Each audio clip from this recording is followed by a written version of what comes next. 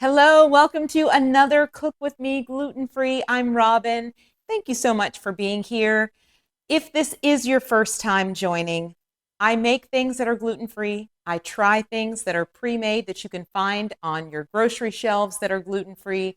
If that sounds like something that you're interested in, please like and subscribe. Today, I'm wearing a ball cap, which I never wear a ball cap. But tomorrow is our community garage sale. So I am busy trying to gather things. If you are garage sale people, if you have any tips and tricks, let me know for the next one because it just seems like I'm always scrambling and I run out of time. And there are 500 other things that I could have put out, but I just forgot. So maybe I need to create a box or something to just throw things in for the next garage sale. But I didn't want a week to go by without making sure we made something that was really good. This is something that I've been thinking about. I have seen some recipes that are 3 and 4 ingredient, one pot mac and cheese.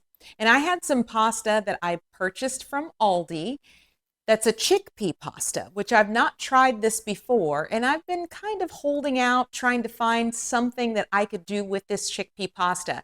And as I've been looking at these recipes for this one pot mac and cheese, it says it's just as easy to make as like a box of, say, Kraft mac and cheese, but you're actually using real ingredients. So I have narrowed it down to 4 ingredients that I think we can use to get away with this mac and cheese or stovetop mac and cheese. So here is the Simply Nature. This is the Simply Nature chickpea penne pasta, and this was purchased from Aldi. Of course, it's certified gluten-free. It's non-GMO verified. 300 calories, 4.5 grams of fat for a one size cup serving. And the ingredients, 1 ingredient, chickpea. I also noticed on the cooking instructions that it says to only cook uncovered for 4 to 6 minutes. So, that's kind of odd for gluten-free pasta. Sometimes it feels like we're boiling our pasta forever. So I'm curious to see how this is going to turn out. Now here's the kicker for this one pot mac and cheese, stovetop mac and cheese. We, of course, are using a pasta. I'm choosing the chickpea penne. I am using a 5-ounce can of Carnation evaporated milk. This gets interesting. I am using 2 tablespoons of salted butter. 1 tablespoon of, I'm sorry, not tablespoon, 1 teaspoon, 1 little teaspoon of salt, which is going to go in our water. And this is about 1.25 cups of sharp shredded cheddar cheese. Now, this is where things get a little different. Let's move over to the stove, and I will tell you what I'm doing as I go. It might be easier to see it that way. Okay, I'm opening up my pasta. I mean, things start to get different right from the beginning. Let's take a look, though, at this chickpea pasta. It's dark in color. So typically we would add water to the pot, bring it to a boil, and then add our pasta, right? With this one pot recipe, we are adding the pasta to the pot. Let me go ahead and do that. And then we are only adding just enough water to cover the pasta. And then we'll bring that to a boil. So I'm adding my water, just enough to cover the pasta, because guess what? We don't drain it. The water is going to be absorbed into the pasta. The question is, will that work for gluten-free? So let me just turn this on high. I'm also going to sprinkle in my salt into my water. Again, that's 1 teaspoon of salt. Now, it's stated on the box that this should only boil for 4 to 6 minutes. I'm going to go middle of the road. So once this comes to a boil, I'm going to let it boil for 5 minutes. But the key is to let the starch get into the water so it's kind of thick. So when we add in our butter, evaporated milk, and cheese, it's all just miraculously supposed to come together. Let's just say I'm not feeling very good about this. Okay, so you can see that it has almost all evaporated. I left it on for just right at, once it was brought to a boil, I'm going to say it was on for roughly 5 minutes. So now I'm going to add in my butter. I feel like it's very, very soft. So I'm going to let this butter kind of melt. Then I'm going to add in, you can see the water is essentially gone. It's gone. It's gone. Now I'm going to add in all of the evaporated milk, and I'm going to let this come to a boil. I just don't know that this is going to work for us folks, gluten-free.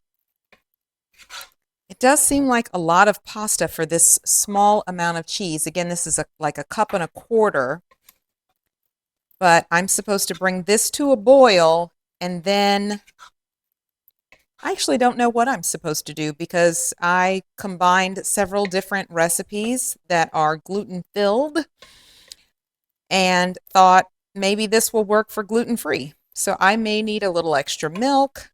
I'm not sure. Our pasta might be too soft. I'm not sure.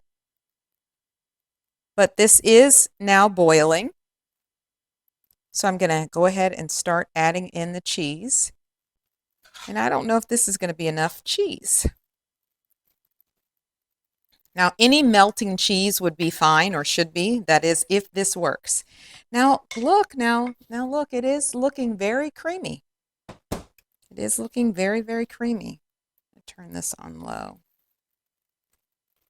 Let's add in the rest of this cheese here.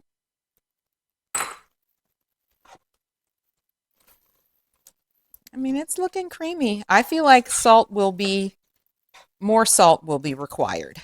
Maybe a little pepper.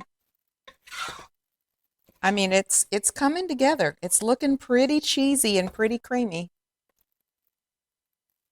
This is interesting.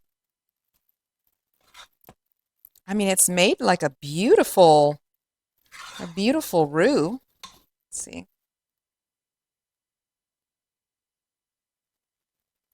It is nice and creamy, but I feel like it's going to be bland. So, but cheese has a lot of salt in it, and I did use salted butter. Evaporated milk has flavor. I'm going to turn my burner off. Okay. I mean, we have chickpea mac and cheese. Let's give this a taste. Okay, just a reminder, I use the Simply Nature chickpea penne pasta. I've never tasted this before, but let's give it a taste. I'm not feeling great about it. I'm feeling great about the look. Like, look at that. Look how nice and cheesy and pretty that is. I don't know, the texture, they didn't expand. You know, you're used to pasta kind of growing in size, and this doesn't look like it expanded. And 4 to 6 minutes on cooking time leaves me a little suspect. Let's give it a taste.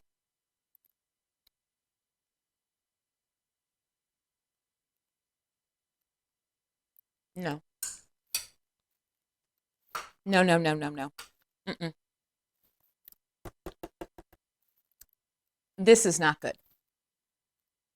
I am on the edge of saying that this is pretty disgusting.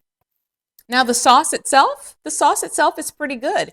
If you were to add a few more seasonings, the milk and the butter and doing it that way is great.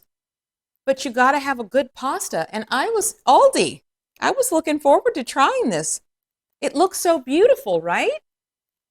Ew, it's very earthy tasting. Ugh, it's a no for me. You know, sometimes we just have no's, right? That's why we do this. This is why Cook With Me Gluten-Free is here. So unless you like earthy tasting chickpea pasta, this probably is not for you. But I would encourage you to try it with maybe like a Barilla elbow noodle, or maybe even some gluten-free spaghetti noodles. That probably would taste very good because the evaporated milk and everything, it comes together with the pasta water so well. So I think that part is a win, but the rest of it, it's going in the trash. Yeah, I'm giving this, I'm going to give it a 2 out of 10 for the whole recipe. Pasta alone, 0 out of 10. All right, thank you so much for joining me on another Cook With Me gluten-free.